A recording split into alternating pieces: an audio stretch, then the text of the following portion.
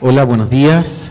Bienvenidos a la cátedra abierta en homenaje a Roberto Bolaño. Hoy día tenemos con nosotros a una escritora de Colombia y siempre para nosotros es un gusto recibir invitados de ese país. Hemos tenido la colaboración de la embajada, quien nos ha nutrido con un delicioso café y sanguchitos. Eso también se agradece, no solamente el invitado. Y quien tenemos con nosotros hoy día es a Melba Escobar. Y como es costumbre, nosotros le hemos pedido a una firma local, nacional, que haga la suerte de presentadora. Y me refiero a Isabel Plant. Ella es periodista de la Universidad Católica. Ella es bastante conocida por su trabajo periodístico en El Mercurio. Y hoy lleva 4 años ya como editora del área espectáculos, del diario La Tercera. Es también crítica de cine, crítica de televisión, de series, por ejemplo. También es conductora en programas de radio.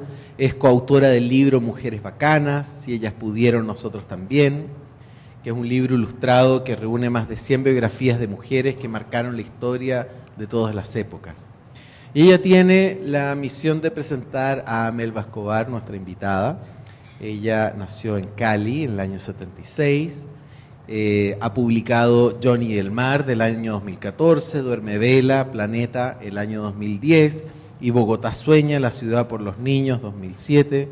Ha sido distinguida con una serie de becas, entre ellas está la Beca Nacional de Creación del Ministerio de Cultura y también una de residencia en la Universidad de Santa Fe, en la Universidad de Arte y Diseño de Santa Fe en Estados Unidos. Ella también escribe en el diario, también desarrolla una carrera periodística en el diario El País de Cali, donde el año 2013 fue reconocida como la mejor columnista. También afuera de este salón, la editorial Planeta ha traído especialmente ejemplares de su libro que hasta esta mañana no se encontraban acá en Chile, pero gracias a la invitación de la Embajada de Colombia y la presencia de nuestra autora, también se ha materializado este libro. Así que ahí tenemos el primer fruto de este intercambio cultural. Dejo con ustedes a Isabel Plant. Gracias. Es una presentación cortita para que Melba se largue a hablar. Quizá a alguna de las mujeres que están acá le ha pasado, vamos a dejar afuera un poco a los hombres en cuanto a experiencia compartida, o quizás a la mayoría, encontrarse en una camilla de salón de belleza, sin ropa, con las piernas en ángulos curiosos y la vida misma al aire, esperando que otra mujer te arranque los pelos de un tirón. Quizás en ese momento, alguna de ustedes también se haya cuestionado que en esa cabina, por lo general blanca, en ese metro cuadrado por metro cuadrado, uno está teniendo un momento de intimidad profunda con otro ser humano. Pocas personas en el mundo te van a ver tan desnuda y tan de cerca como las encargadas de la belleza. Es quizás la mayor intimidad física que se puede tener sin sexo o fuera de la consulta del doctor. Pasan los siglos, se instalan corrientes nuevas de feminismo y movimientos como el Me Too, pero muchas de nosotras seguimos atendiendo costumbres casi tribales por crear lo que consideramos bello, bonito y atractivo en nuestros cuerpos. Pocos universos femeninos son tan impenetrables como los que visitamos para que nos pinten las uñas, nos saquen los pelos y nos alicen los rulos. Y la autora colombiana Melba Escobar justamente lo ha usado como telón de fondo y epicentro de su novela llamada La Casa de la Belleza, que habla no solo de depilación brasileña, sino de hombres, mujeres, pobreza, riqueza y de género de una manera profundamente latina. La novela de Melba tiene más particularidades. Este salón es el punto de encuentro casi único entre mujeres de clase alta y clase baja. En la novela hay hombres malos y poderosos que se cuidan las espaldas y que usan y abusan de las mujeres. Pero entre los personajes femeninos hay también tanta hermandad como envidia, traición y desconfianza. Las mujeres aquí retratadas son tan familiares como particulares. Está la belleza de provincia que llega a la capital dejando un hijo detrás y esperando mejor vida, pero que será devorada por la gran ciudad. Está la mujer fina y educada que tendrá muchos más prejuicios de lo que su progresismo le permite ver. Está la mujer del político que necesita humillar a las más humildes para sentir que sigue viva, y está la que dejó al marido quedarse con los créditos de su trabajo por toda su vida. La Casa de la Belleza es así una novela feminista, pero que no cae en generar mártires. Es dura en su descripción de este universo femenino donde cada una sobrevive como puede, ya sea viva en un departamento de lujo o uno en el barrio malo de la ciudad. Quizás sea consecuencia de que finalmente lo que muestra Escobar es una cultura muy latina de mujeres esclavizadas, ya sea en los parámetros de belleza que llevan a un adolescente a depilarse el pubis completo para satisfacer al macho alfa, o de un trabajo que apenas alcanza para vivir y que nunca permitirá, siendo honrada, salir del círculo de la pobreza. Está la esclavitud de mujeres en relaciones afectivas dañinas o del qué dirán de la sociedad, del sistema político y judicial corrupto. La historia es finalmente una de crimen y de instituciones que se caen a pedazos y la resignación de moverse dentro de ella. Las mujeres del libro de Melba son las que hemos visto aparecer como personajes secundarios, fugaces, en novelas, en series y películas. En este libro son el centro, lo cual ya en su génesis es un acto político. La Casa de la Belleza también tiene una excelente observación del microcosmos femenino y sus comportamientos, y además se roba eventos reales de la crónica de su país y bellos pasajes de descripciones de lo que es Colombia para nosotros, que la miramos desde fuera, desde sus sabores a olores. Los dejo entonces con Melba Escobar, una colombiana que vive en Bogotá.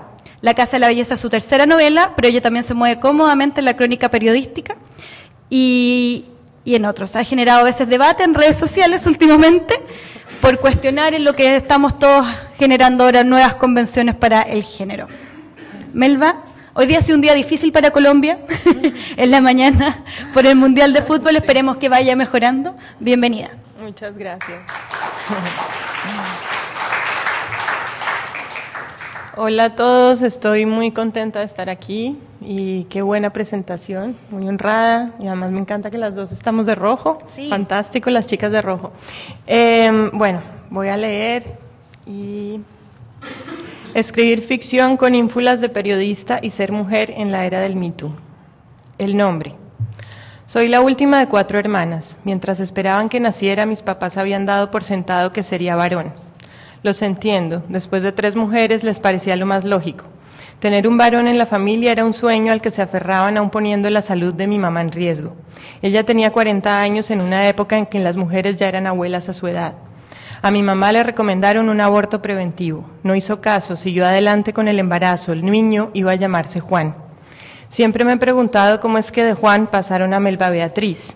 También me he preguntado, sin llegar a decírselo a mi mamá, qué habría pasado si entonces se hubiese podido conocer el género antes del parto. El día que nací, mis hermanas prefirieron ir a la Feria de la Ciencia a ir a conocer a otra hermana. Papá estaba en un viaje de trabajo. Mi tía Melba, su hermana, había venido a acompañar a mi mamá en el hospital, así que me llamaron Melba como ella. Quizá para empatar, también me llamaron Beatriz como la hermana de mi mamá. Melba Beatriz. Mi nombre es un homenaje y una cacofonía. Una venganza por haber nacido hembra, dice una de mis hermanas, medio en broma, medio no. El caso es que Melba se lo debo a mi tía de Cali, la hermana de mi papá, una mujer solterona, rezandera y cínica, liberal hasta la médula a pesar de tener un cilicio colgando en la pared de su cuarto, al que siempre vi más como una provocación retórica de una bruja sagaz que como el instrumento de flagelación de la carne de una mística cristiana. Melba Lucía, mi tía, no pudo ser monja porque siendo la menor de las hijas y la única soltera, se vio obligada a quedarse en casa cuidando de sus padres.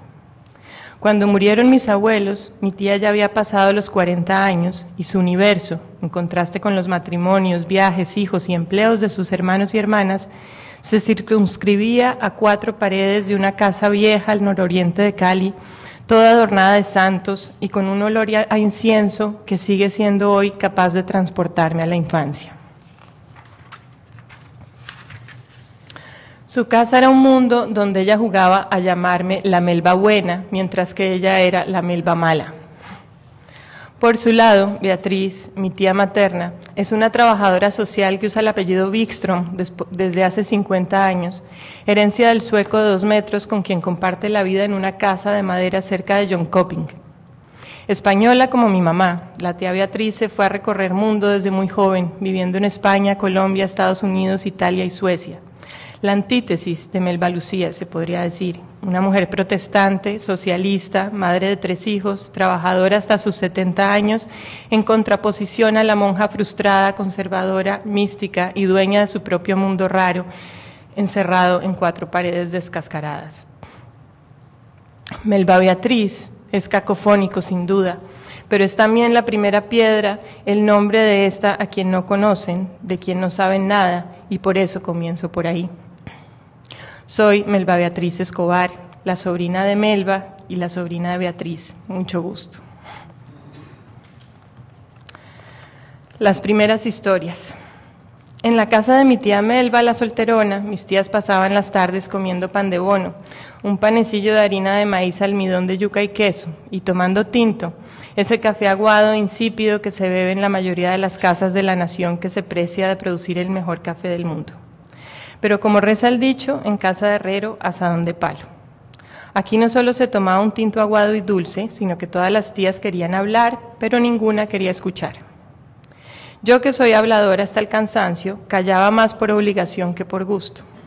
35 años más tarde, aún recuerdo las historias sobre mi tía abuela Mercedes. Contaban las tías que un día había llegado su tía Mercedes de visita y se había quedado 2 años. Decían que iba vestida no con un sobre todo, sino con un sobre nada, pues debajo iba desnuda. Pintaba los zapatos con pintura de color del vestido del día para que le hiciera juego. A sus hijos, siendo unos críos, los dejaba en casa untados de miel, luego de soltarles un cúmulo de plumas. Ya con eso se iba tranquila, sabiendo que toda la tarde los niños estarían ocupados desplumándose. Mis tías, especialmente las más cercanas, Melba y Gladys, murieron. No sabría explicarles el vacío que dejaron. Con el tiempo he llegado a entender que más que 2 seres queridos fueron las fundadoras de una cofradía.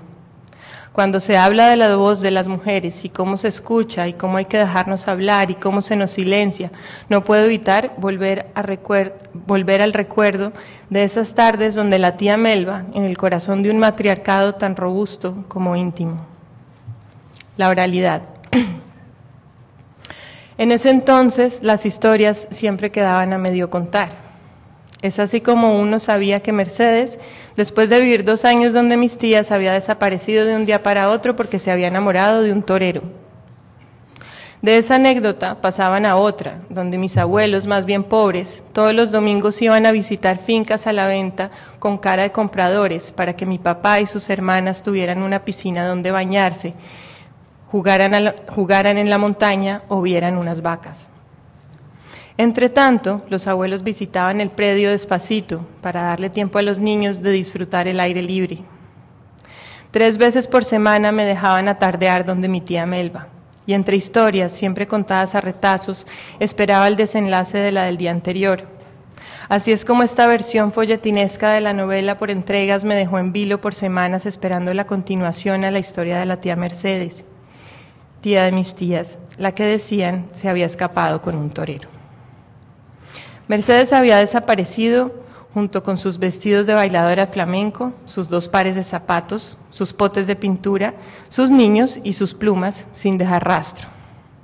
10 años después de haberse ido con el tal torero de quien nadie nunca supo nada, anunció su regreso a Cali con bombos y platillos, con fecha y hora de llegada. Mis abuelos, como mis tías, fueron a buscarla para quedarse viendo la maleta con su nombre girar en la cinta de equipaje sin que Mercedes saliera a buscarla, ni ese día, ni otro ninguno. Nunca más supimos de ella. Esa historia termina ahí, fin. Como uno de esos cuentos de la dimensión desconocida o una de esas películas de misterio para adolescentes. En la maleta, y por increíble que parezca, venían los mismos 3 vestidos de bailadora de flamenco, sus 2 pares de zapatos, las pinturas y las plumas. De los niños ni rastro, y hasta el sol de hoy, ni respuesta para el enigma.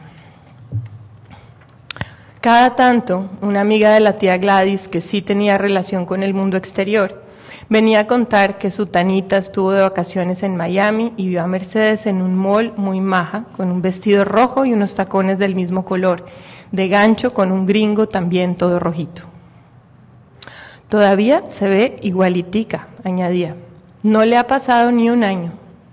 La felicidad aún sigue siendo esa época en la que me sentaba por horas a escuchar mientras mis tías conversaban, entre el canto de las chicharras, el bochorno vespertino y el ronroneo de la mecedora. Nunca me dijeron que me callara. El respeto reverencial que sentía hacia ellas me impedía intervenir. El tiempo pasaba como un soplo. El asombro no daba tregua. Y como si en la familia Escobar se reprodujera el gen de la fabulación, mis primos mayores sorprendían con historias que, así fuesen inventadas, bien podrían haber sido ciertas. Mi primo Álvaro, apenas 3 o 4 años mayor que yo, detestaba el colegio. Un día llegó a casa de mi tía y en plena sesión de tinto con pan de bono, calladito y tranquilo, esperó a que le preguntaran cómo le había ido en el colegio. Regular, dijo.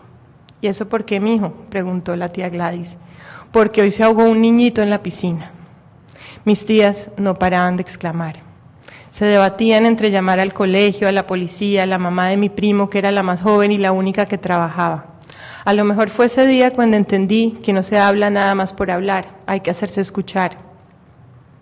A nadie se le ocurrió preguntarse si en el colegio en realidad había una piscina, porque entonces habrían sabido que no había piscina. Pero descubrirlo les tomaría todavía un par de horas más. Al contrario de lo que esperaba, ninguna lo llamó mentiroso. Mi tía Melba, al descubrir el engaño, exclamó: «Vea pues cómo salió de ocurrente el muchachito». En sus ojos brillaba el orgullo, una voz que decía: «Este es mi sobrino». Por su parte, la tía Gladys se rió con ganas mientras le revolvía el pelo. Así es que desde ese día querían oírle decir algo, cualquier cosa. Y así fue como el primo Álvaro pasó a ser miembro activo de la cofradía, mientras que yo seguía escuchando, esperando que un día llegara mi momento. Pero como soy mitad Melba, mitad Beatriz, y aún sigo buscando el justo centro en esa polarización de identidades en conflicto, la Melba espontánea, risueña y ocurrente se ve constantemente saboteada por la Beatriz crítica y reflexiva. Es como Dr. Jekyll y Mr. Hyde, pero peor. 35 años más tarde, mi sueño sigue siendo entrar en esa cofradía. Es una pena, porque ya mis tías se murieron. Y cuando escucho esa pregunta comodín que a menudo le hacen a los escritores: ¿para quién escribes?, no puedo contestar nada distinto que para mis tías. Siento que aún me falta mucho para sentarme en el recuerdo de esa sala de mis afectos, abrir un cuaderno y leer en voz alta como lo hago ahora.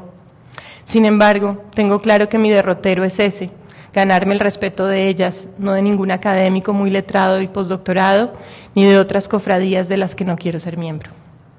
Escribo para rendirle tributo a las tías Melba y Gladys, para intentar lidiar con mis propios fantasmas y para arrinconar un poco a esa Beatriz que hay en mí, pues ella toda hora quiere explicar cosas, mientras que Melba solo las quiere contar.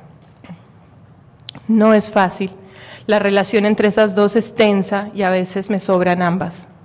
Sin embargo, es gracias a que escribo que he podido hacer un llamado a la cordura, pero no desde la rigidez de un corsé normativo, sino desde el gozo de pensar con imaginación.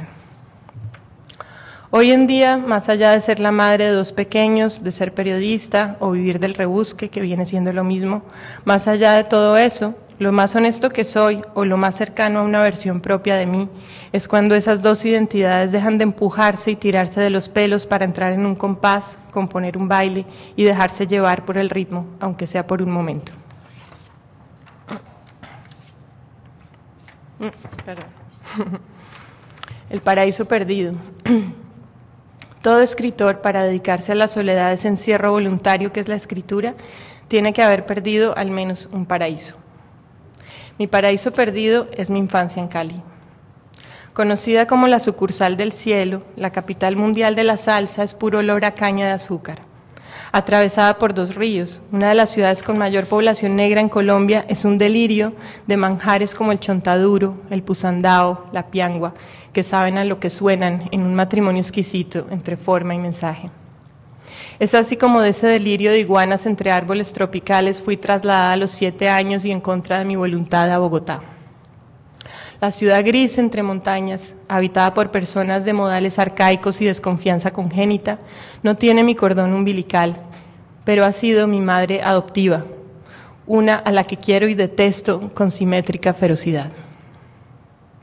Al llegar a Bogotá fui matriculada en un colegio de monjas. Con obediencia zombie hice la primera comunión, aprendí a temer a Dios y ya después me echaron por mala estudiante. El ritual del tinto con pan de bono pasó a ser reemplazado por el ritual de la persignación, la comunión y el rosario. Cuando las monjas me desahuciaron por malas calificaciones, ya el daño estaba hecho. Dios se había convertido en una obsesión, diría que más narrativa que espiritual. 3 años después de haber llegado de Cali, volví a hacer la nueva en un salón de clases en otro colegio. Para entonces la guerra de carteles salpicaba de sangre el jardín del Edén en el que había vivido mis primeros años. La cofradía se había debilitado. Mi tía Gladys había empezado a perder la memoria, por lo que podía contar la misma anécdota una y otra vez durante toda la tarde. Mientras tanto, tía Melba permanecía con gesto sereno, de vez en cuando cruzaba miradas con uno, donde volteaba los ojos o sonreía con picardía. La felicidad dejó de ser lo que era. Las vacaciones de mitad de año, a las que iba recomendada en un avión de Avianca, en el que mi mamá me dejaba en manos de una azafata, eran una costumbre que el mismo año en que entré a un colegio mixto y laico, se fue deteriorando. Debía ser 1986, cuando al salir del aeropuerto estuvimos varias horas con mi tía buscando el carro en el parqueadero, hasta cuando ya entrada la noche recordó que ella había venido a buscarme en un taxi. El despiste de los Escobar lo entendería años más tarde. Despiste congénito del que soy una activa representante tiene una explicación muy desalentadora. Si bien no he llegado a hablarlo aún con un neurólogo, mis familiares despistados hasta construir una sistemática comedia del absurdo resultaron diagnosticados con Alzheimer antes de los 60 años.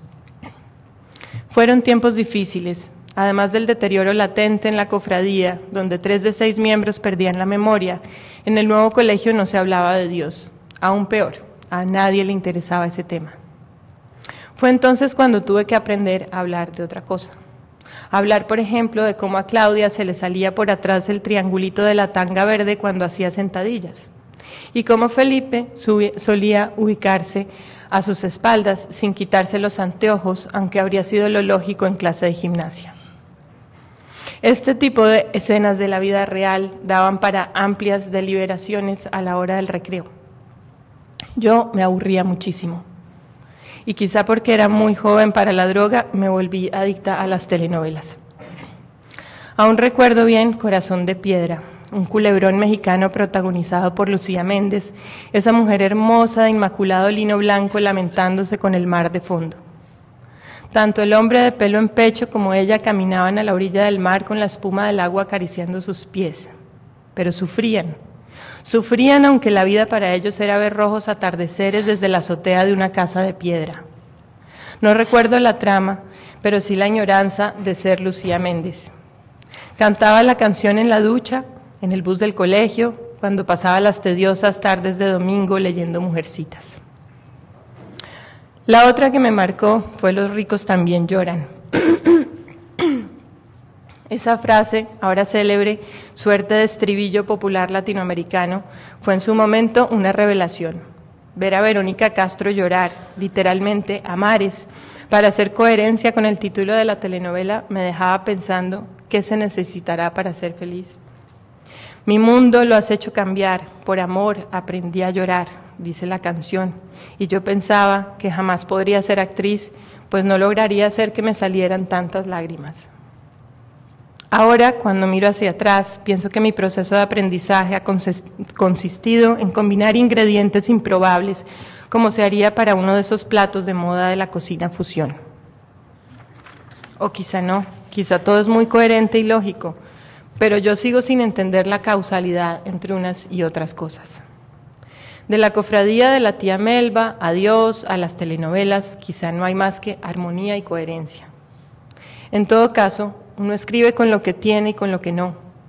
En un brochazo se escribe con América Latina bajo los pies, Colombia en todo el cuerpo, Bogotá por la ventana, bajo la piel de una mujer, la cuarta hija, la que no se llamó Juan sino Melba Beatriz, la que fue expulsada del paraíso a los 7 años, paraíso del cual, cómo olvidarlo, los hombres eran una minoría casi absoluta.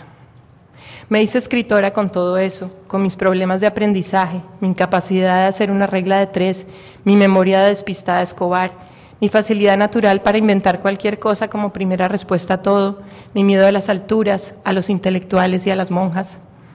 Mis ganas de descifrar el código oculto en la tragedia de esas mujeres como Topacio, Colorina, María o Yesenia, tan parecidas a Madame Bovary, que entonces no había leído, y a la Dama de las Camelias o a la María de Jorge Isaacs, el romántico colombiano. Cómo sufrían todas ellas y cómo ese sufrimiento las dignificaba, elevándolas a una superioridad que las Claudias y las Marcelas de mi colegio nunca llegarían a tener. Y no la podrían tener porque eran muy mostronas o porque se reían a carcajadas. Ellas, las libertinas, no eran material de colegio de monjas. Parecía como si nunca hubieran visto telenovelas, ni leído a Corintellado, ni escuchado cuentos de princesas. Era como si no entendieran que ser chica no era otra cosa que obedecer, agradar y esperar a que viniera alguien a salvarnos. Como Rapunzel en la torre, como Cenicienta la noche que conoce y deslumbra al príncipe, como la Bella Durmiente, así, pasiva, dormida por siempre, hasta que llegue un hombre con su fuerza a sacarla de la inercia. Así es que fui obediente, sumisa, quise agradar, quise esperar, quise servir, pero nada de eso me salía natural. Entonces ya temía que una mujer mala, una Claudia, una Marcela, era la que impulsaba mis actos de pecadora y redenta con ideas propias y fuerza de voluntad. Como no pasé matemáticas, a escasos 2 años de graduarme perdí el año. Ya tenía 19, pero aún no había perdido la fe en llegar a ser bachiller. Como si fuera Lucía Méndez, lloraba apurada antes de los exámenes de cálculo, pero no llegaba a concentrarme. A diferencia de Lucía Méndez, no vivía en una casa junto al mar en la Ribera Maya. Pensando en mis cuitas tan burguesas e irrelevantes como me parecían en la universidad las del joven Werder, aunque sin duda más pendejas, prefería cerrar el álgebra de Baldor, limarme las uñas, leer un ratito, reflexionar y comerme una salchicha. Cuando me avisaron que había perdido 10º grado, estaba terminando de leer Ana Karenina. Al enterarse, mi papá estaba furioso, aunque a veces creo que más bien estaba triste. Mientras me lanzaba una diatriba sobre la responsabilidad y el futuro, yo me preguntaba cómo sería ese tren atravesando la estepa siberiana. Ahora que lo pienso, ya desde entonces debía estar cocinando el personaje de Karen Valdés, el personaje principal de mi novela La Casa de la Belleza, quien, como esas mujeres de la novela europea del siglo XIX, los culebrones latinoamericanos y las series de ahora, es una heroína católica, una mártir de la idea del bien, una criatura dulce, infantil y vulnerable, carente de criterio propio, así como de herramientas para librarse de la pasividad y de la obediencia que le han sido decretadas junto con el género. Vidas de telenovela. Karen se parece a millones de mujeres colombianas. Para no ir tan lejos, Karen se parece a mí. Ya no sé cuántas veces durante mi adolescencia temí el rechazo de los hombres, su inconformidad con algo que pudiera haber dicho, con mi aspecto, mi ropa, mi forma de bailar, mi aliento, mi maquillaje, mi tono de voz. Por supuesto, no era solo yo. Salí un viernes en la noche a la vía a La Calera, en un cerro donde estaban las discotecas. Parecía ir a una feria de ganado, donde cada una sacaba a desfilar su mejor meneo de trasero. Aclaro, no creo que el problema sea solamente colombiano. El sexismo, la objetivación de la mujer son universales. Ya hemos escuchado el discurso de sobra, quienes estamos en este auditorio. Pero lo cierto es que en Colombia hay una fijación con este tema. Lo confirma el hecho de que sea uno de los países con más salones de belleza por habitante en el planeta, la obsesión con ganarse la corona de Miss Universo, el tristemente destacado lugar que ocupa mi país en turismo sexual y el comentario frecuente que tantos hombres antes de venir por primera vez a mi país dicen: las colombianas tienen fama de ser muy bonitas. Cara de ponqué. Por supuesto, el turista masculino no tiene por qué ser siempre un predador. También está el europeo acomodado, un poco ingenuo, un poco desadaptado, que imagina en la mujer latina el modelo ideal de dulzura, lujuria y sumisión. Al llegar a Colombia, muy posiblemente encuentre justo lo que está buscando. Porque sí, en efecto, existen así. A esas mujeres extraordinarias que sufren y a pesar de su resiliencia y su bondad son rehenes de los cuentos de hadas, de la obediencia cristiana y la cultura traqueta, a ellas está dedicada la Casa de la Belleza. Aclaro, aunque la palabra traqueto no aparece en la RAE, sí aparece traquetear, mover una cosa de una parte a otra. Bueno, pues traqueto es alguien que mueve una cosa de una parte a otra. Droga, para ser más precisos. Cocaína, en la mayoría de los casos. Traqueto también suele usarse como adjetivo para calificar una cierta estética muy propia de la mafia en mi país. Ejemplo, camionetas de vidrios polarizados, doble bumper, rines plateados, tubo de escape ruidoso, equipo de audio hi-fi. Traqueto. Otro ejemplo, mujer de uñas, nalgas y pómulos postizos, traqueta. O más bien, mujer de traqueto. Y para volver a la telenovela, la mujer que parecía más feliz, la que usaba el maquillaje más estridente, la que se reía con ferocidad, la que era rica, la que tenía opiniones, la que se hacía escuchar, villana. Me gradué de lo que se conoce como un validadero. Es un sitio donde en 3 meses le hacen a uno una preparación para el examen de estado. Si uno pasa el examen, puede reclamar por ventanillas su diploma de bachiller.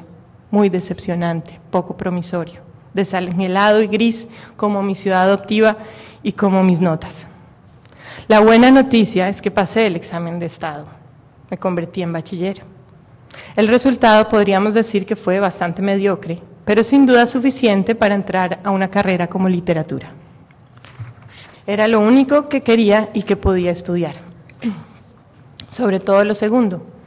La única cosa que podía hacer era leer, y por fortuna me gustaba hacerlo.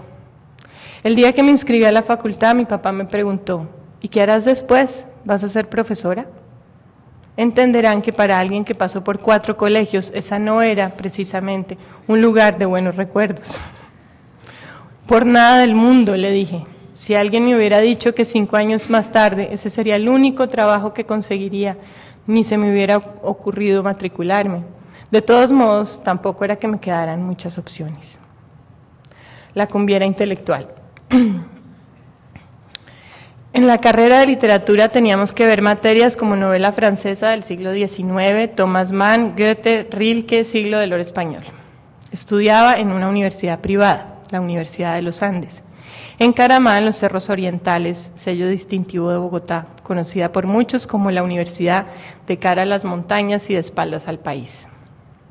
Es así como en esa burbuja que es Bogotá, dentro de un país inmenso y rico en el que hay selva, desierto, mar, nevados, trópico y montañas, vine a crecer al mismo tiempo en otra burbuja, la de la Universidad de los Andes.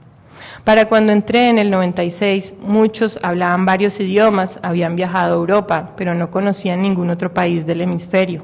Así era, no había nada sospechoso o anómalo en eso, simplemente era el orden natural de las cosas. Y si no me cuento en esa lista vergonzante, es solo porque una vez cuando era muy pequeña fui a Ecuador.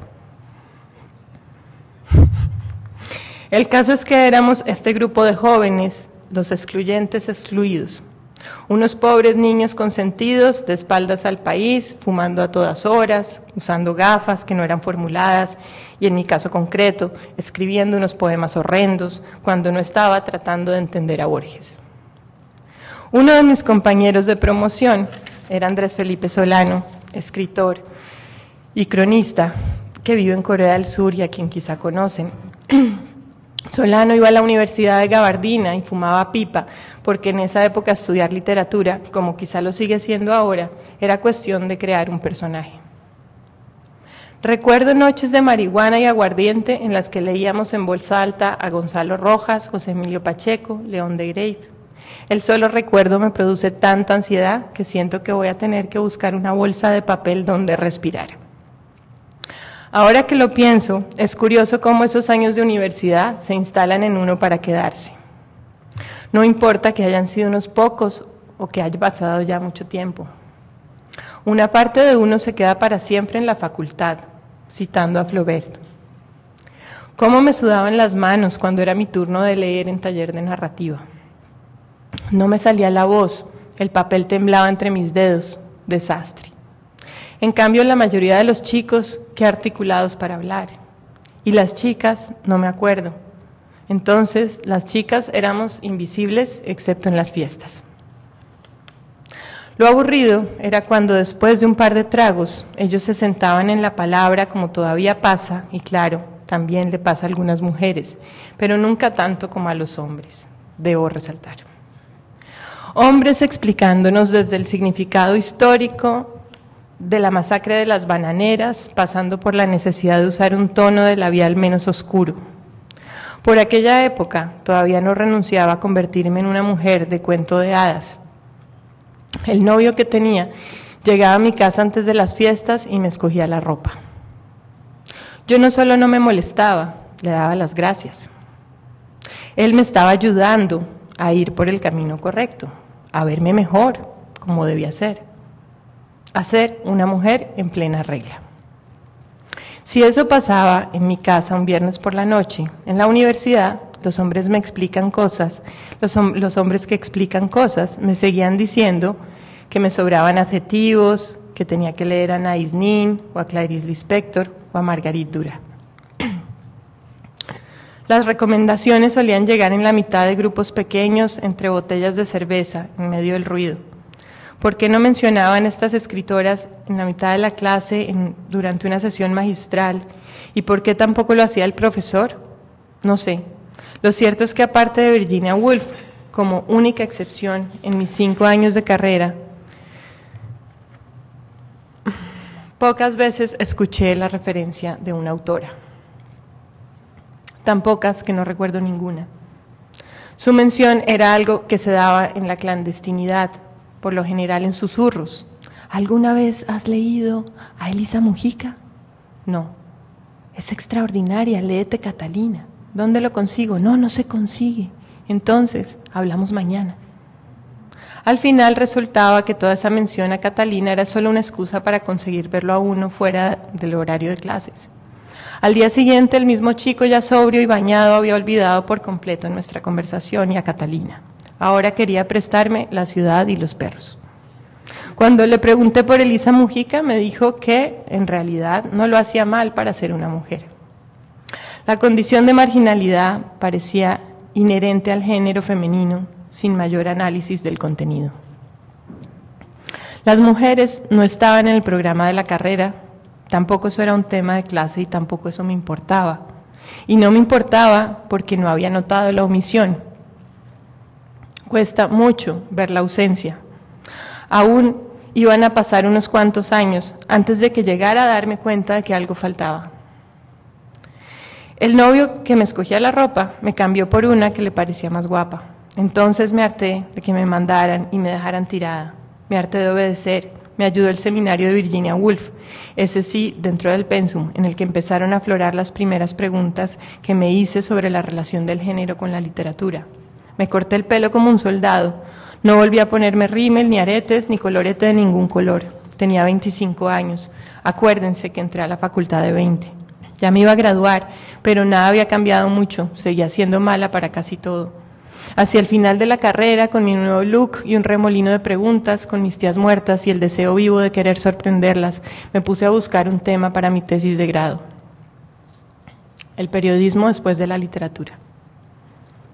Me estaba costando mucho trabajo decidir un tema para la tesis. Una amiga observó que solía pasarme mucho tiempo escarbando entre las novedades de las librerías, así como leyendo prensa y revistas. A lo mejor por ahí puedes hacer algo, me dijo. Esa observación coincidió con que me ofrecieron escribir reseñas para una revista literaria. Me parecía una responsabilidad inmensa, de una mezcla de ilusión y pánico, la firma, el nombre de uno siguiendo el título de un texto en letra imprenta, mejor dicho, la autoría, tiene un significado completamente distinto en periodismo y en literatura.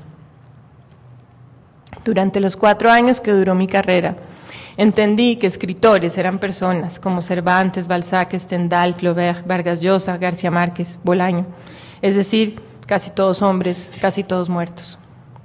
Pienso que era por eso que me temblaba tanto el papel entre las manos en taller de narrativa.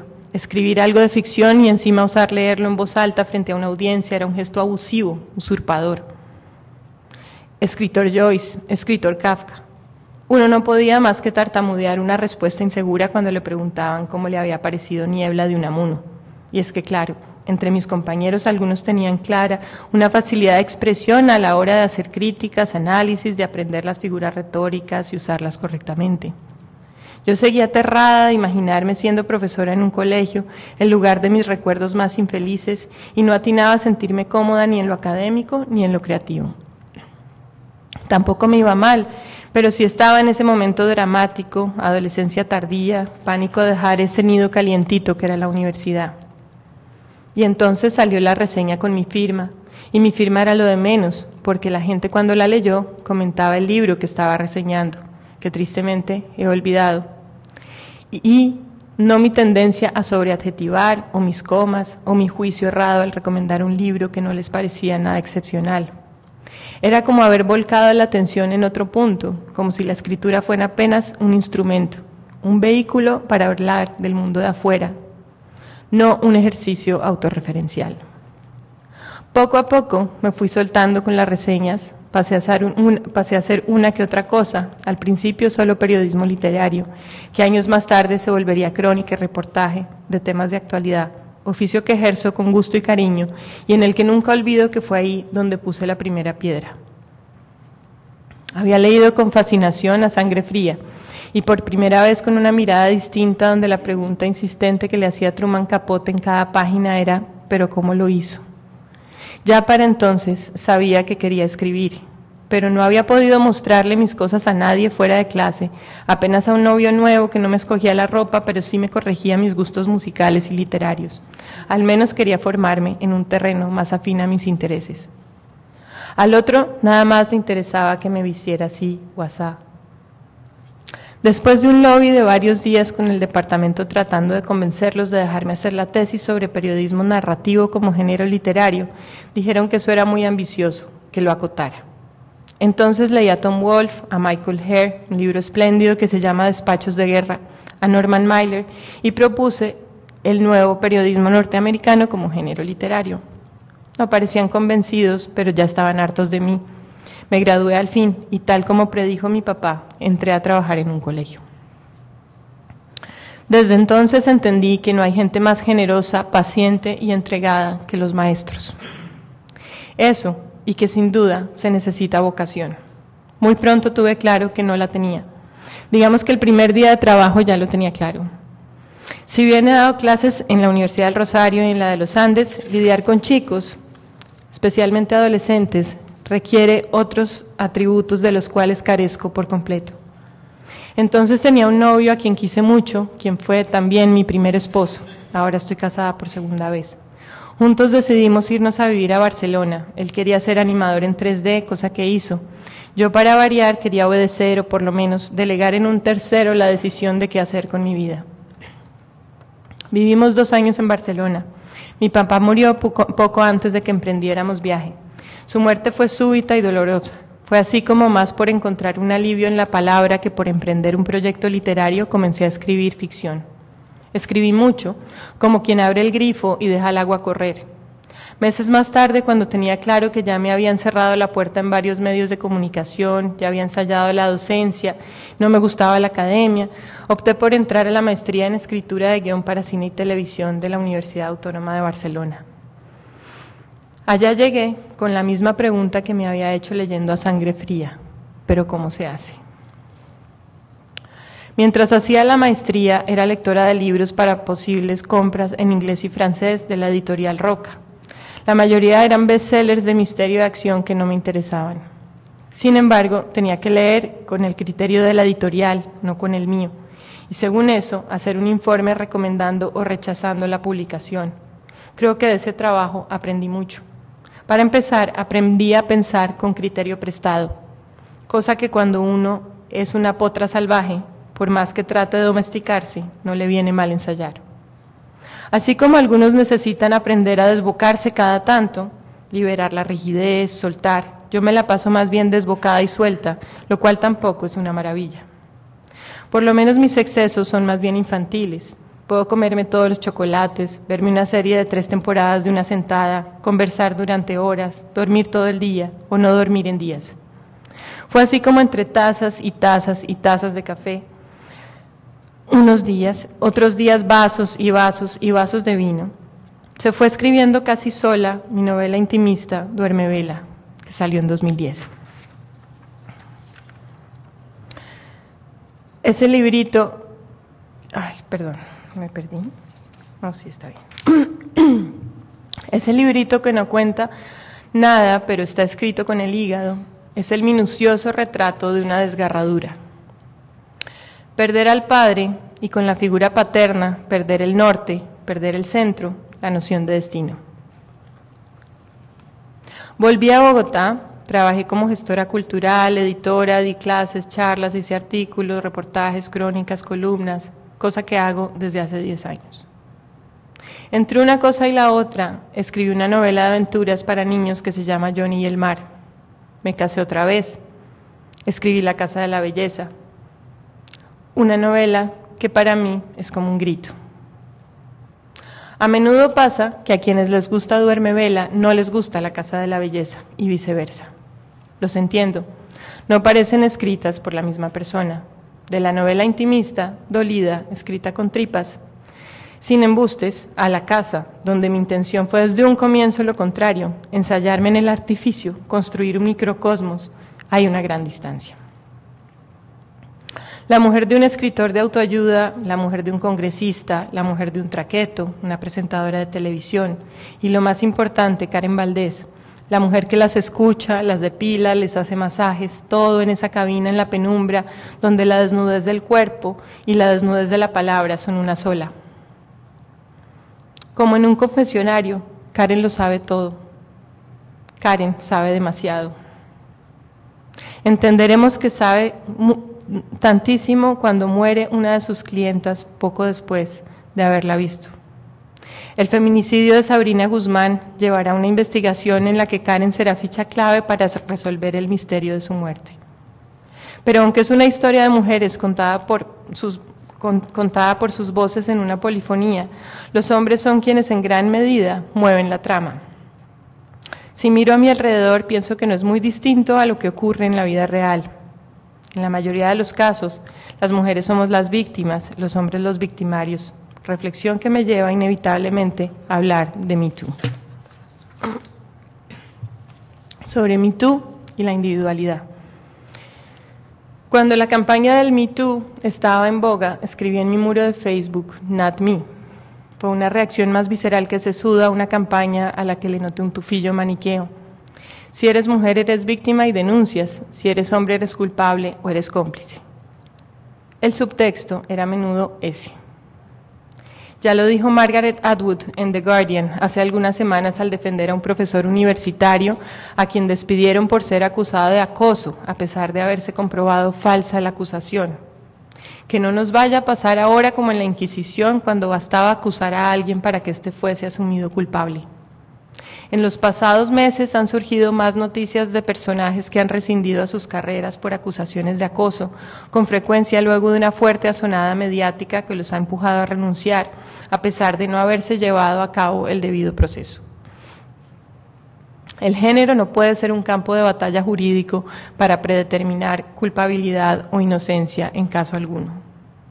Antes de ser hombres o mujeres, el balance está en la dignidad humana, en la justicia, en la identidad compartida de ser seres humanos que merecemos libertad sin rótulos, sin patriarcados que nos opriman, ni consignas de ninguna índole que predeterminen una forma de militancia.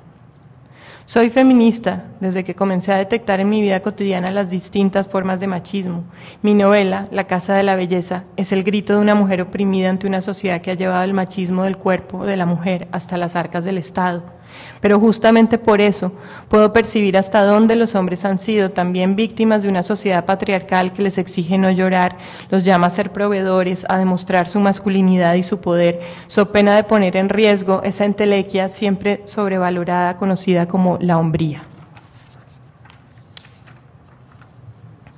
Aún recuerdo cómo el expresidente Uribe le dijo en una discusión a un opositor, sea varón.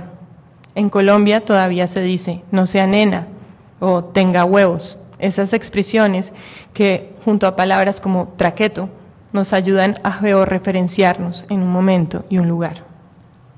Ahora que lo pienso, esta discusión no es muy distinta a la que he tenido estos días por cuenta de las elecciones presidenciales en mi país. En medio de una polarización muy violenta donde se ha llamado paramilitar a un candidato y guerrillero al contrario, olvidamos que entre el ruido y la furia acabamos por criminalizar al pensamiento contrario. Si bien celebro que una campaña como MeToo nos haga más conscientes de la desigualdad de género y más específicamente del acoso, también me preocupa que suelan basar su narrativa en reafirmar estereotipos binarios donde la mujer es la víctima y el hombre victimario. Pero entonces, ¿cómo señalar las desigualdades sin caer en posiciones maniqueístas? ¿Cómo mantener los matices y los derechos de las libertades individuales sin pasar a la generación de manuales de conducta? No lo sé.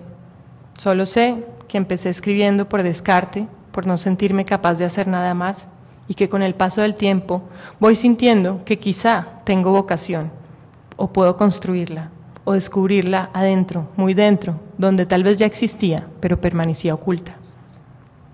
A lo largo de esta charla he querido reflexionar sobre el género y el oficio de la escritura desde una perspectiva personal, porque creo que mi historia de vida es una prueba de que no debemos partir de premisas. Si me hubiera creído siempre lo bruta que me decían que era, quizá no estaría hoy aquí. Si me hubiera creído que todos los hombres son violentos, habría desistido del par que me tocaron así y no estaría hoy tan felizmente casada como lo estoy. Si pensara que Iván Duque, nuestro presidente electo, es un paramilitar y no un líder de derecha, no tendría razones para creer que vivo en un país democrático, y lo creo. Porque la paradoja está en que, entre más furia le ponemos al activismo, más nos alejamos de lo que en principio estamos luchando, las libertades individuales. Creo en la fuerza de seguir un camino, ese cuyo trazo se dibuja a medida que uno avanza. Es en ese camino, torcido, desigual, impredecible, donde voy bosquejando un oficio, el que elegí o el que me eligió, sin haber llegado aún a comprenderlo.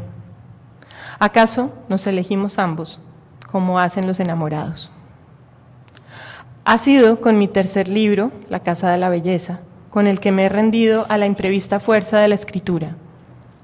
Para bien y para mal, ya no me veo haciendo nada distinto a pensar con palabras y a contar historias. Por el tiempo que me queda, estaré haciendo eso, así que ya sabrán dónde encontrarme. Muchas gracias.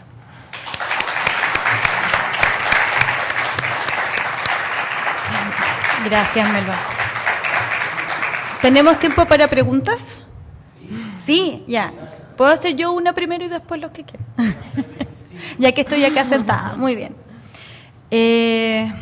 Gracias, Melba, por tu historia personal y la historia de la literatura en una mujer. Te quería partir preguntando, tomando el título de la charla y las reflexiones a las que llegaste al final. Siento que tú eres un tipo de mujer que en esto de todo el Me Too está viendo una nueva cárcel de exigencias para las mujeres donde tenemos también un deber ser. Si pasamos de tener que ser la princesa rescatada, pasiva, la mujer, la chica que obedece y que tiene ciertos parámetros donde moverse, ahora, aunque por otras razones, también hay que ser un tipo de mujer que opina ciertas cosas, que comparte ciertos parámetros, y si no, estás con nosotros, estás en contra de nosotros. Entonces se está creando otro tipo de exigencias a partir de los activismos también. No sé si te ha pasado eso y por eso también te cuesta adherirte al movimiento. Sí, de acuerdo. Yo creo que es la exigencia de la militancia que he percibido en este movimiento y sí, particularmente, me parece que es un desconocimiento finalmente de los matices, como decía cuando leía, ¿no? Por ejemplo, tengo una hija de 5 años que está obsesionada con las princesas y es una cruz para mí. pero también un poco me ha interpelado mucho, ¿no? Es decir, ella sueña con un príncipe, se quiere vestir siempre de rosa, se quiere ver 85 veces La Bella Durmiente. Yo la dejo, porque también creo que si el discurso de uno es respeto a las libertades individuales, eso pasa por eso, ¿no? Pasa por permitirle al otro ser. Y curiosamente creo que ella, siendo así, es una chica muy fuerte, que tiene unas convicciones muy sólidas y que se hace escuchar, ¿no? Entonces también creo que uno tiene que empezar a combinar las variables, es decir, las cosas no...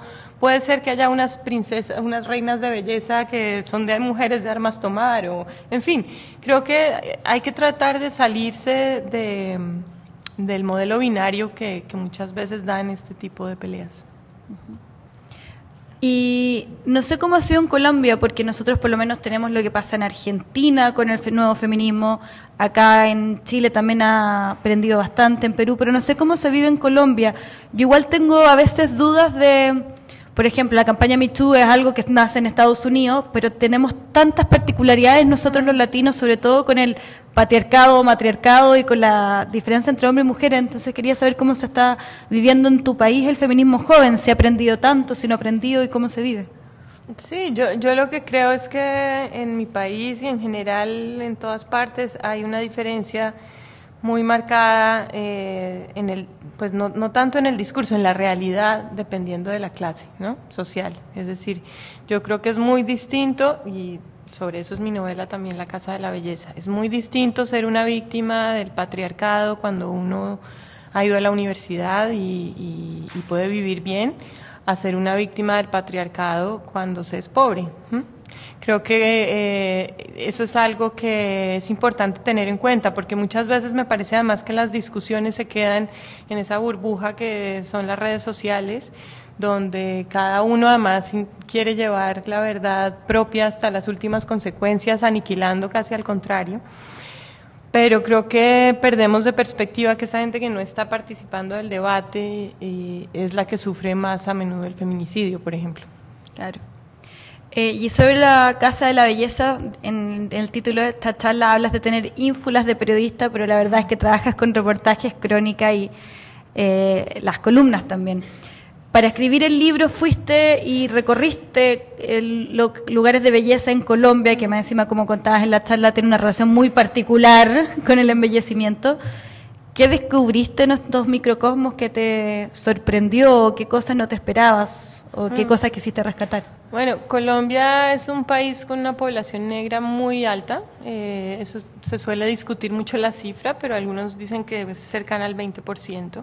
Y sin embargo, hasta hace pocos años ha empezado, digamos, a haber una representación negra en el gobierno, ¿no? En la academia, en las instituciones. Eso es un debate fuerte, importante en mi país. Karen Valdés es una mujer negra, o pues sí, es negra, tiene un tema con su pelo, ¿no? Claro, se lo alisa todo el tiempo, desde muy chiquita. Sí, así es, y tiene un tema con los químicos, y tiene un tema que a veces es muy violento, ¿no? Porque, digamos, en eso sí me metí a conocer cómo funciona. Y hice mucha reportería en Cartagena también, de donde es Karen Valdés, y fue muy impresionante encontrar barrios donde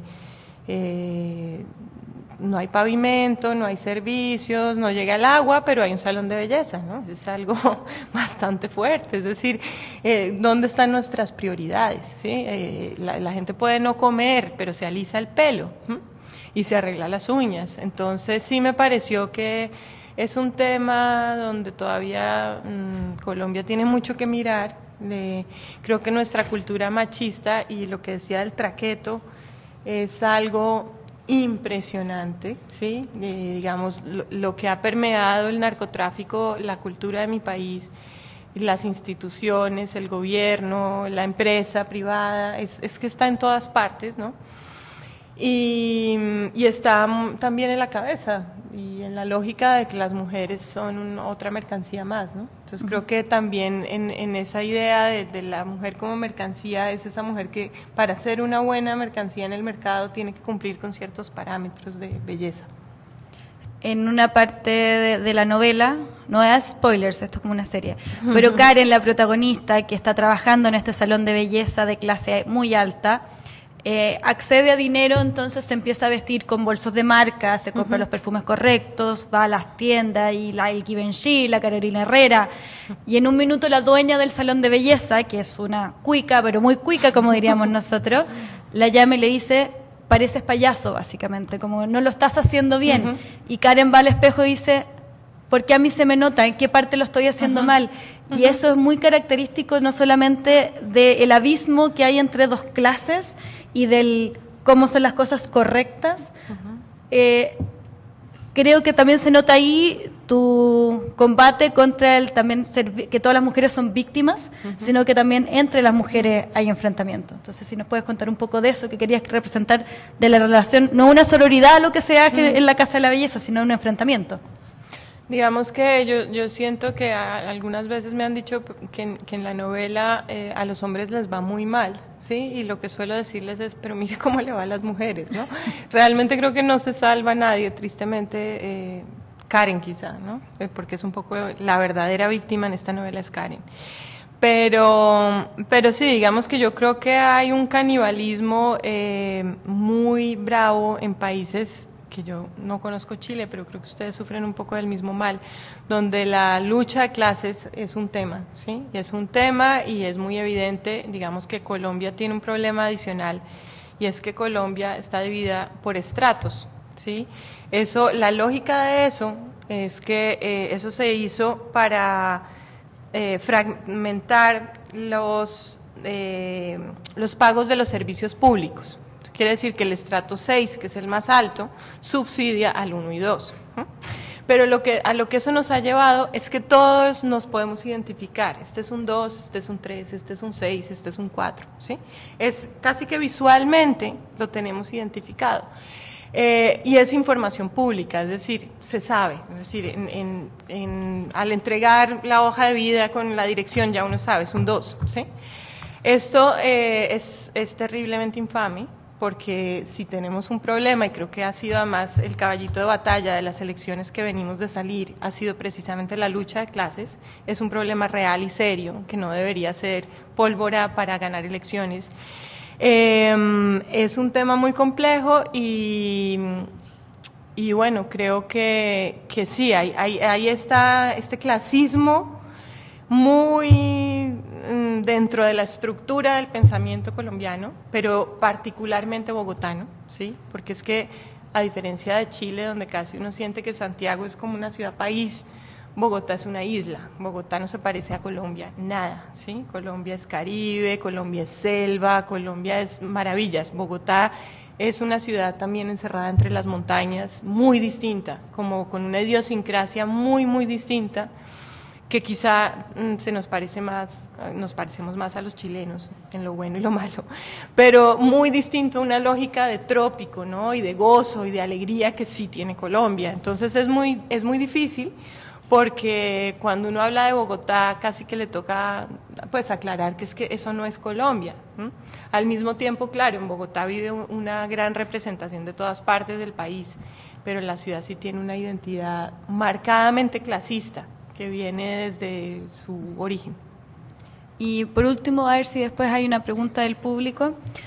Tu última polvoreda en redes sociales es porque llamaste a votar nulo en las elecciones. Si podrías contar un poco lo que dijiste y lo que pasó y por qué no estás en tu derecho de querer votar nulo en las elecciones. Bueno, sí, digamos que venimos de unas elecciones muy importantes en Colombia, porque como muchos de ustedes saben, se firmaron los acuerdos de paz con el presidente Santos, lo cual es inmenso, ¿no? Colombia ha tenido la guerra civil más antigua del continente, eso no es poco. Y por fin Santos logra este acuerdo, ¿no? Hago una salvedad: el acuerdo está muy lejos de ser la paz real, es decir, si bien las FARC, por supuesto, entregaron las armas, que eso es una cosa enorme, todavía hay paramilitares, hay guerrilla, hay mucha violencia en regiones. De hecho, después de la firma de los acuerdos, se ha incrementado el número de asesinatos a líderes sociales, hay mucha violencia aún en las regiones.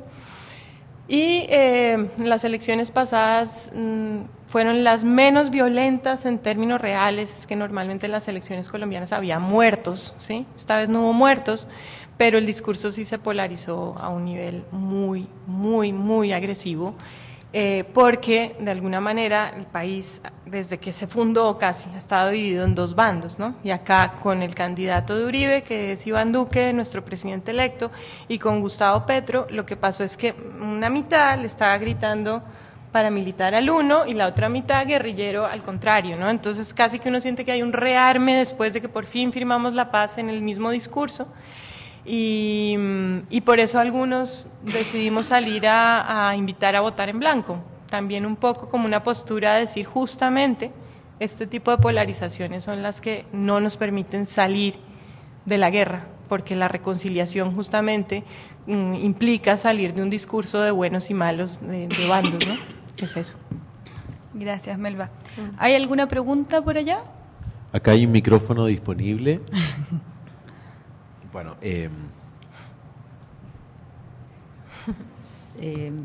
sí, sé que estamos como en la hora, ¿no? Rodrigo, no quería soltarme el micrófono. Bueno, es fascinante el viaje al que nos ha hecho hacer este viaje de vida, pero también un viaje intelectual que yo creo que apela muy profundamente sobre todo a las mujeres. Y me ha dado muchas cosas que pensar. Y entonces yo quería preguntarle a Melba y también a Isabel, ¿qué hacemos entonces cuando tenemos todos claros como el diagnóstico del patriarcado que en Latinoamérica es tan profundo, ¿no? De eso no hay ninguna duda. Pero entonces, entre las muchas inquietudes que me surge oírte, es ¿qué hacemos con la tradición? ¿No? Porque ¿dónde la ponemos? ¿No? Porque esa tradición está adscrita, por supuesto, a una historia Claro. patriarcal, por decirlo así. Y me pareció muy, muy sintomático esa escena que tú relatas entre las muchas, cuando tienes que decidir qué vas a hacer. Tu padre, por supuesto, tiene un proyecto completamente ajeno al tuyo y tú estás leyendo a Ana Karenina. ¿No? O sea, ahí, bueno, de esa tradición estamos formados también. ¿Qué hacemos con ella si ahora tenemos esta perspectiva? Pues yo creo que precisamente por eso siento que tanto en la discusión de género como en la discusión política yo busco el centro, ¿sí? Y creo que en ambos casos también el género se podría decir que busco el centro, es decir, me parece que se llega a unos fundamentalismos muy oscurantistas y peligrosos cuando se descalifica a autores, que he visto que se hace, ¿no? Y a cuadros incluso, pintores, porque son patriarcales. Es decir, creo que el pensamiento occidental es patriarcal, es decir, si nos ponemos en ese nivel habría que quemar libros, ¿sí? Acabar con la obra pictórica desde el Renacimiento, no podemos llegar a esto, es decir, yo creo que más que reinventar el mundo desde la mirada femenina, que no creo que se trate de eso, se trata más bien de entender. Lo que yo siento es que hay unos valores que se pueden asociar más con lo masculino o lo femenino y que no necesariamente tendrían que ser el género, ¿no? Es decir, yo me considero muy masculina en muchas cosas, ¿no? Y entendería más, por ejemplo, que a veces se hable cuando se habla de literatura femenina, siempre digo, ¿a qué se refieren exactamente? ¿Qué es literatura femenina? Yo soy mujer, escribo literatura, pero en este momento me interesa el realismo, que eso se consideraría más masculino que femenino, me interesa la realidad, me interesa lo duro, ¿no? Entonces quizás soy un escritor y no una escritora, y quizá hay unas escritores que son más escritoras, ¿sí? Porque les interesa lo íntimo, les interesa el espacio más experimental, entonces yo creo que más que revisar la tradición, tenemos que empezar es como a revisar las etiquetas que le hemos puesto tanto a la tradición como a lo que queremos de aquí en adelante.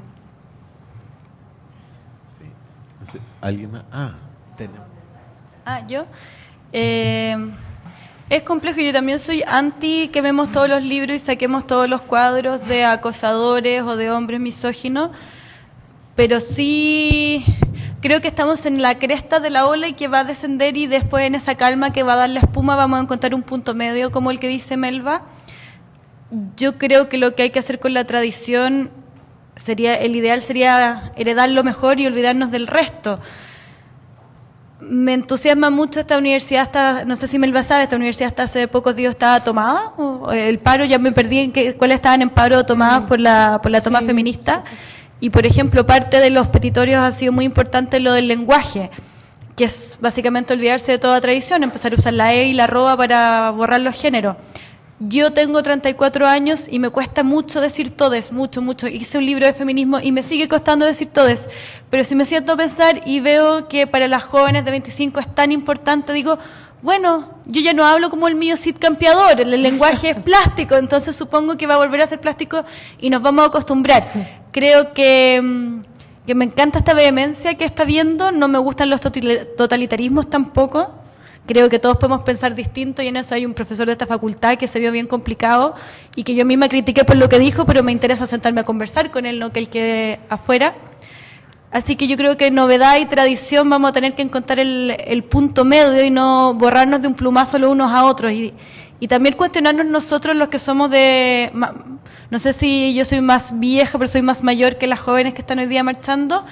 También darme cuenta de qué cosas yo llevo de la tradición que no son las que quizás deberíamos estar traspasando o por qué estamos traspasando. Entonces, creo que va a haber que desmadejar un poquito lo que está pasando y llegar a punto medio. Eso se entendió. Aló. Está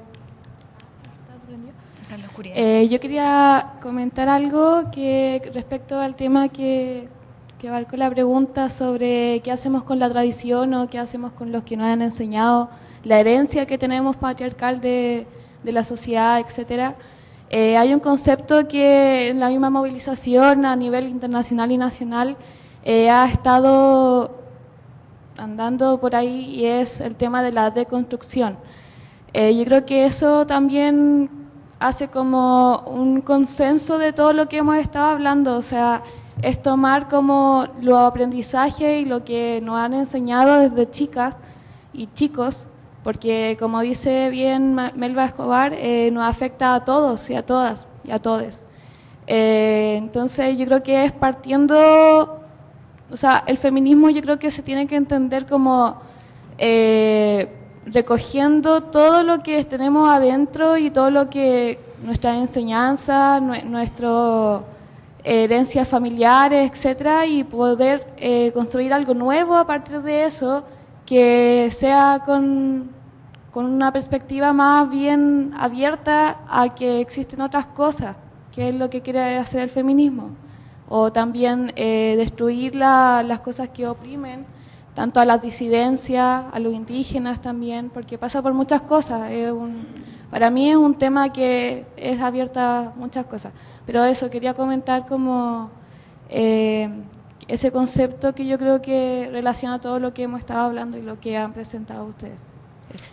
Sí, un breve comentario. Estoy totalmente de acuerdo. Yo creo que, como dice Chimamanda Achie, todos tenemos que ser feministas, ¿no? Estás en esa misma línea. Es decir, esto es una causa común, es una causa donde todos finalmente la igualdad nos interesa a todos, tanto hombres como mujeres, y yo creo que si de algo ha servido campañas como el Me Too y los movimientos que se están dando alrededor del género es para que muchos hombres empiecen a ver de una manera distinta comportamientos que han sido normalizados, pero que quizás sí implican una carga de discriminación, ¿no? Entonces yo creo que esa camiseta nos la tenemos que poner todos y todas, por eso lo que nos sirve es un discurso antagonizador.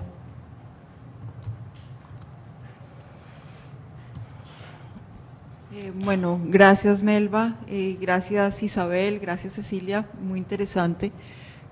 A mí me parece también relevante entender que dentro de esta polarización entre feminismo y no feminismo, es importante entender que también hay mujeres que no quieren jugar en ninguno de los dos bandos, y a veces me asusta llegar al punto en el que las mujeres que no quieren jugar el juego o entrar en el tema de ser, digamos, en la competencia tú a tú entre lo femenino y lo masculino, también tienen la opción de no serlo. Es decir, como que me parece importante que no se nos vuelva, dentro del mismo maniqueísmo que estabas hablando tú, no todas las mujeres quieren entrar a pelear en el mismo terreno, y hay mujeres que finalmente quieren quedarse en ese terreno que otras terminamos satanizando, diciendo es bruta, es boba, es ignorante. O sea, también es importante entender que el derecho de los seres humanos es optar por algún papel en la vida, y todas las opciones son válidas y todas son respetables. Sí, estoy de acuerdo. Yo creo que el límite deberían ser las libertades individuales, ¿no? Y que eso no se nos olvide un poco. Que de hecho esa es la lucha que se da de la igualdad, que todos tengamos cómo ejercer una libertad individual completamente, y a veces lo que pasa es que se pasa por encima de ella.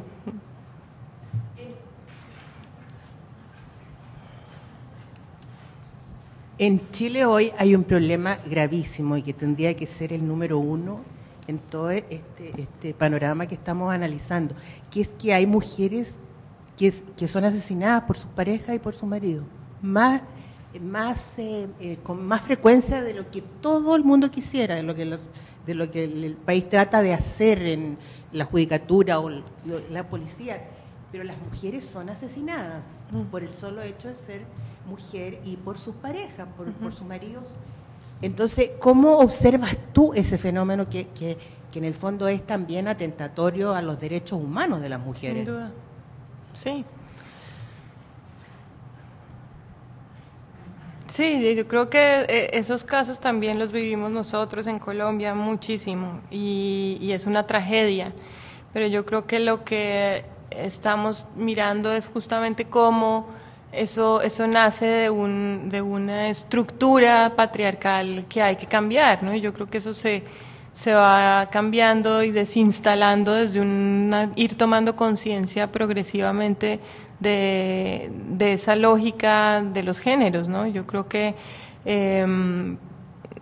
entre más entendamos un poco y defendamos las libertades de los derechos de los individuos, menos riesgos tenemos de oprimir al otro por su género o constreñirle por lo mismo. Me parece también que esa percepción que tenemos de un incremento de la violencia de género, ¿no? Porque está muy presente en los medios de comunicación. Es un síntoma de que es un tema en la agenda de hoy en día, en la actualidad. Eso es algo que no era un tema hace 20 años. Es más, yo creo que hace 10 no estaba tan encendida esa alarma como hoy. Y yo creo que si bien genera un negativismo en todos, porque hay una percepción muy oscura de nos están matando, lo cual es verdad, y se le está haciendo un daño sistemático a las mujeres, es cierto. También lo que está pasando es que hay una percepción, hay una empatía mucho mayor, ¿sí? Y hay una solidaridad mucho más evidente por parte de los medios de comunicación y por parte de la sociedad de denunciar y de señalar ese tipo de casos. Por eso es que tenemos la aguja, digamos, más arriba en notarlo que antes, y eso de por sí es una buena cosa. Bueno, yo lamentablemente me toca ser el verdugo de los mejores momentos de la discusión. En honor al tiempo, tengo la tristeza de señalar que hemos terminado esta sesión, pero quisiera por favor pedirles un aplauso tanto para Isabel como para Melba. Estamos muy agradecidos por sus palabras, por los textos de ambos, por las preguntas de ustedes, y también reiteramos nuestro agradecimiento a la Embajada de Colombia por su generosidad y su apoyo constante a esta cátedra. Muchas gracias.